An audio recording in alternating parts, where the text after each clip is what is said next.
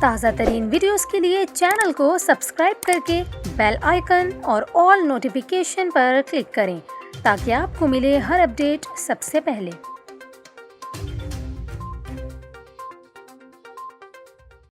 اور ابھی آپ کو بتائیں بھارت کی 2 ریاستوں سے ٹکرانے والے سمندری طوفان گلاب کے پاکستان پر کیا اثرات ہوں گے، اس حوالے سے محکمہ موسمیات نے وضاحت جاری کر دی۔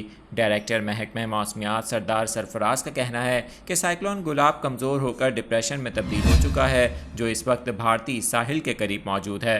ڈپریشن کا رخ شمال مغرب میں گجرات کی جانب ہے جو شام تک مزید اس شدت میں کمی کے بعد ہوا کے کم دباؤ میں تبدیل ہو جائے گا۔ سردار سرفراز نے مزید بتایا کہ بحیرہ عرب میں جانے کے بعد اس کی شدت میں اضافے کا امکان ہے۔ شدت زیادہ ہوئی تو بلوچستان میں بھی بارشیں ہو سکتی ہیں۔